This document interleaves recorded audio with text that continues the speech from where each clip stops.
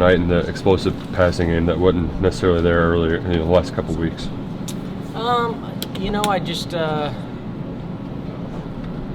crazy as it sounds, their style of defense actually is something that matches up with our style of offense. It's more pro. They play quarters, and I felt like they weren't a big edge pressure team, so we were able to get nickel, well on the side of the on some boots where we could pin the edge.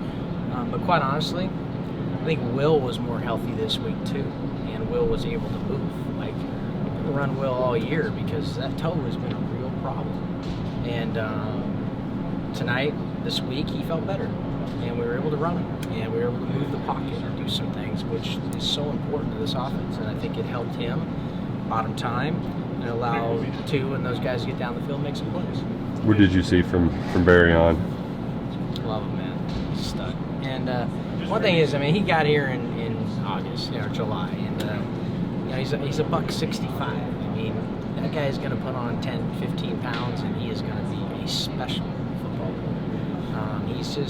He's got the competitive greatness, and he's wired the right way, and love him to death, quite honestly, just as a person and a player. Rich, he didn't even really play wide receiver full-time in high school. What are the small things he can still do to even take just another play? He has a...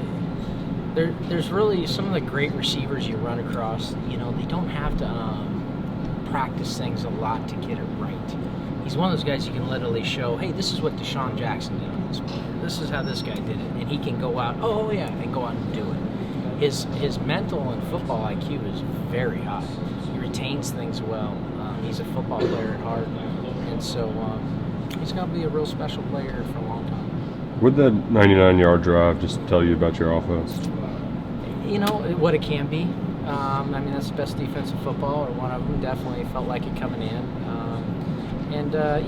We started the game on our own 4-yard line, and honestly, that drive could have gone all the way and scored too. It's little things that we have to just clean up. When some of us are young, you can blame it on this and that. We can do it. I know we can. We can be more efficient, and we can. If we do that, we can move the ball on anybody. But again, we still only scored 6 points, and we left some plays on the field that were there that we could have really maybe turned the table, put some pressure on them. So, but I like that they have competitive greatness and they practice well a week. Their minds are strong, and they're young guys, and they're learning. They'll gain confidence from that experience of driving the ball against a team like Georgia. Rich, the inability to finish drives, is there a rhyme or reason to that? Again, it's real easy. College and the NFL are so different, and we do play an NFL style of football. And when you do that and you churn it out and you don't score from way out, you want to score from the 50 and score, not have to go the last 15 yards.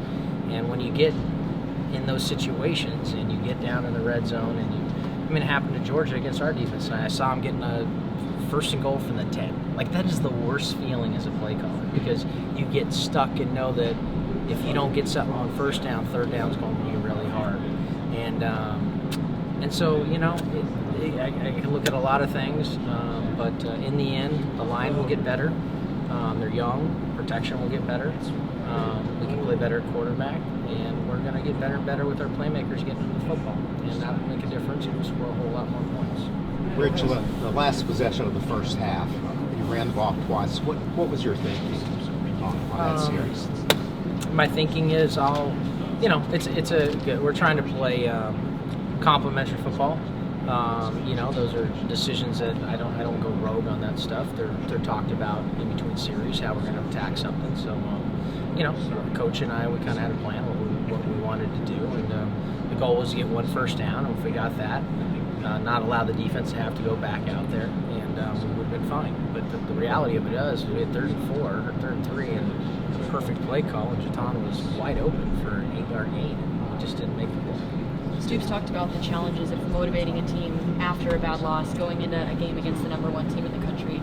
Did you see any of that this week leading up to the game? I'm just telling you, Coach Stoops is an outstanding head football coach. He has a real way of reading people and digging in on their personalities and bringing out the best in them. That's what makes him unique and special, and that's why he's built this program into what it was. And he really tapped into these guys this week and challenged them in the right way. It's different. College football's changing. Like, we got guys that are going to leave. We got guys that are our future. We got guys that are going to come in from other teams. We got guys that are going to come in as freshmen. I mean, it's a weird deal the way things are right now. And it's not easy to balance that. And I think our program here and what has happened for coaches, the dynamics have changed. So he's dealing with that on the move, and he did a great job of keeping it together and getting guys focused and not pointing fingers and having a great week of practice. That comes from the top. Speaking of dynamics changing, there's been a lot of missed field goals this year. Will you know in advance if, okay, I've got 2 plays to get 10 yards, or and do you foresee that kind of changing in the future at all? Yeah, it's so crazy. People don't realize how easy it is in the NFL when you have situational football. You are able to talk to your guys. Like Will doesn't know. We can signal, hey, you got 2 downs here, but he also doesn't know, hey, you can't take a sack. I'm calling this play. If you get 5 yards and it's 4th and 2, we'll go for it.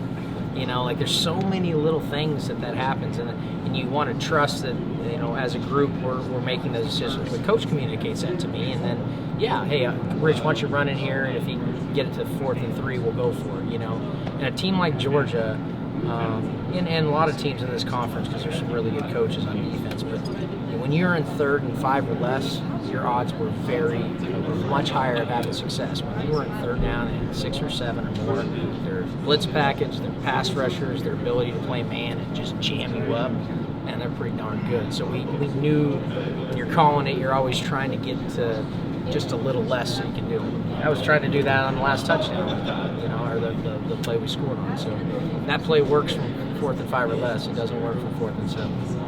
What'd you see on the interception there in the red zone? It was a bad decision. I mean, it was whatever. It was we're trying to, take a shot at the end zone. It's 3rd down and long. You're thinking, go up on them, give yourself a 50-50 ball, and if not, throw it away, and we kick the field goal, and it's a 3-3 game. Will thought he had the seam. The safety kind of baited him. He went outside late. There's some corners and some teams you can get away with that, but against Georgia, the NFL, not going to happen. I think that's 6 red zone turnovers from the quarterback position this year. It's not good enough. It's not good enough. We got it. That comes back to me. I have to own that. Is there anything in particular on that point? I mean, 6 in the red zone this year. Anything specific you can point to on that? It's been a couple of things. I know he got hit one time and he fumbled against Ole Miss, and there's been miscommunication against Tennessee.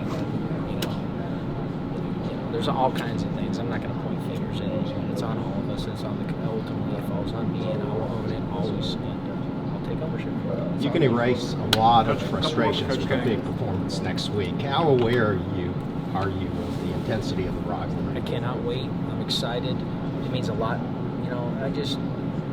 No one is more disappointed in the expectations we had and how the season has gone than me. I feel terrible. I want to score points. I came here to help coach do something special. The state has so much pride in these universities, especially UK. I mean, it's the pro team, and I want it to be great. I'll do my part, and to do that means we got to go through the team down the road this week, and we're going to give it our best. We're going to practice our best, and we're going to put the best product on the field to go out there and make sure we get it done.